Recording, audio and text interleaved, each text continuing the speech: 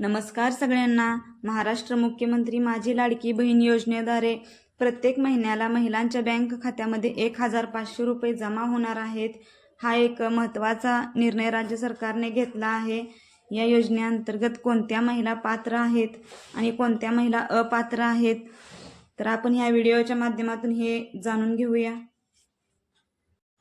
मुख्यमंत्री माझी लाडकी बहीण या योजनेला मान्यता देण्यात आली आहे। तर हा GR 28 जून 2024 चा आहे। तर आपण या योजनेचे लाभार्थी पाहूया।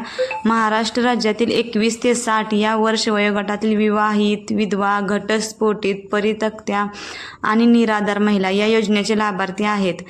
तर अविवाहित ज्या मुली आहेत 21 वर्ष पूर्ण झालेल्या त्यांना या योजनेचा लाभ भेटणार नाही। योजनेच्या लाभार्थ्याची पात्रता जाणून घेऊया आपण। लाभार्थी महिला महाराष्ट्र राज्याची रहिवासी असणे आवश्यक आहे। राज्यातील विवाहित, विधवा, घटस्फोटित, परित्यक्त्या आणि निराधार महिलांना या योजनेचा लाभ भेटणार आहे। किमान वयाची 21 वर्ष पूर्ण आणि कमाल वयाची 60 वर्ष पूर्ण होईपर्यंत ही योजना आहे। सदर योजनेमध्ये लाभ मिळवण्याकरिता खालीलप्रमाणे कागदपत्रे सादर करणे आवश्यक आहे। योजनेच्या लाभासाठी ऑनलाईन अर्ज करायचा आहे। त्यासाठी लाभार्थ्याचं आधार कार्ड, महाराष्ट्र राज्याचे अधिवास प्रमाणपत्र म्हणजेच किंवा जन्म दाखला हाही चालतो। सक्षम प्राधिकारी यांनी दिलेला कुटुंब प्रमुखाचा उत्पन्न दाखला म्हणजेच तहसीलदारांकडून घेतलेला उत्पन्न दाखला, कुटुंब प्रमुखाच्या नावाचा, वार्षिक उत्पन्न 2.5 लाखापर्यंत असणे अनिवार्य आहे। बँक खाते हे शक्यतो नॅशनल बँकेचे असावे। बँक खाते पासबुकच्या पहिल्या पानाची झेरॉक्स, पासपोर्ट आकाराचा फोटो, रेशन कार्ड आणि सदर योजनेच्या अटी शर्तीचे पालन करण्याचे हमीपत्र हे सगळं आवश्यक आहे। तर ज्या महिलांचे नुकतेच लग्न झाले आहे त्यांनी रेशन कार्डमध्ये आपले नाव अगोदर नोंदवून घ्यावे व नंतर या योजनेसाठी अर्ज करावा आणि स्वतःचे आधार कार्ड आवश्यक आहे। लाभार्थ्याची निवड। मुख्यमंत्री माझी लाडकी बहीण योजनेच्या लाभार्थ्याची पात्रता अंगणवाडी सेविका, पर्यवेक्षिका, मुख्य सेविका, सेतू सुविधा केंद्र, ग्रामपंचायत, ग्रामसेवक, वार्ड अधिकारी यांनी खातरजमा करून ऑनलाईन प्रमाणित केल्यानंतर लाभार्थ्याचा अर्ज सक्षम अधिकारी यांच्याकडे सादर केला जाणार आहे आणि सक्षम अधिकाऱ्यांचे याच्यावर नियंत्रण असणार आहे, हे सगळ्यांनी लक्षात ठेवावे। त्यानुसार सदर योजनेकरिता अंगणवाडी सेविका, मुख्य सेविका, सेतू सुविधा केंद्र, ग्रामपंचायत, ग्रामसेवक, वार्ड अधिकारी व सक्षम अधिकारी यांच्या जबाबदाऱ्या काही निश्चित केलेल्या आहेत। तर ग्रामीण भागासाठी अंगणवाडी सेविका, पर्यवेक्षिका, सेतू सुविधा केंद्र, ग्रामपंचायत, ग्रामसेवक यांच्याकडे अर्ज करायचा आहे व नागरी भागासाठी अंगणवाडी सेविका, मुख्य सेविका, वार्ड अधिकारी, सेतू सुविधा केंद्र येथे त्यांनी अर्ज करायचा आहे। अर्जाची पडताळणी करून सक्षम अधिकाऱ्याकडे मान्यतेसाठी सादर करायचा आहे आणि याच्यावर संबंधित जिल्हा महिला व बाल विकास अधिकारी यांच्याकडे हे मान्यतेसाठी सादर करायचे आहे। अंतिम मंजुरी देण्याकरिता सक्षम अधिकारी, संबंधित जिल्हाधिकारी यांच्या अध्यक्षतेखाली एक समिती नेमलेली असणार आहे आणि त्या समितीच्या नियंत्रणाखाली हे सगळं पात्रता ठरणार आहे।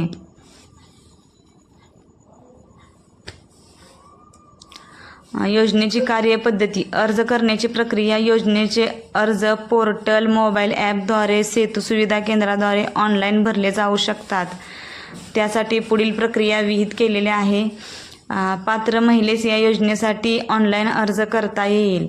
ज्या महिलेस ऑनलाईन अर्ज सादर करता येत नसेल त्यांच्यासाठी अर्ज भरण्याची सुविधा अंगणवाडी केंद्र, बालविकास प्रकल्प अधिकारी कार्यालये, नागरी ग्रामीण, ग्रामपंचायत यांच्याकडे केली आहे। तर ही संपूर्ण प्रक्रिया विनामूल्य आहे। अर्ज प्राप्त झाल्यानंतर पात्र अर्जदाराची तात्पुरती यादी पोर्टलवर सादर करण्यात येईल। आता याच्यासाठी अपात्रता कोणाची आहे ते आपण बघूया। ज्यांच्या कुटुंबांचे एकत्रित वार्षिक उत्पन्न 2.5 लाखापेक्षा जास्त आहे ते या योजनेसाठी अपात्र ठरणार आहेत. किंवा ज्यांच्या कुटुंबातील सदस्य आयकरदाता आहे, म्हणजे जे आहे इन्कम टॅक्स भरतात, तेही या योजनेसाठी अपात्र ठरणार आहेत. ज्यांच्या कुटुंबातील सदस्य नियमित, कायम, कंत्राटी किंवा कर्मचारी, सरकारी, भारत सरकार किंवा राज्य सरकारच्या संस्थेमध्ये कार्यरत आहे, तेही या योजनेसाठी अपात्र ठरणार आहेत. सदर लाभार्थी महिलेने शासनाच्या इतर विभागामार्फत कोणत्याही योजनेचा लाभ घेतला असेल तर ती महिला या योजनेसाठी अपात्र ठरणार आहे. किंवा ज्यांच्या कुटुंबातील सदस्यांची संयुक्तपणे 5 एकरपेक्षा जास्त शेतजमीन आहे, तेही या योजनेसाठी अपात्र ठरणार आहेत. ज्यांच्याकडे 4 चाकी वाहन, ट्रॅक्टर वगळून त्यांच्या कुटुंबातील सदस्यांच्या नावावर नोंदणीकृत आहेत, तेही या योजनेसाठी अपात्र ठरणार आहेत. सदर योजनेच्या पात्रता व अपात्रता निकषामध्ये सुधारणा करण्याची आवश्यकता असल्यास नियोजन व वित्त विभागाचे अभिप्राय घेऊन शासन मान्यतेने कार्यवाही करण्यात येईल.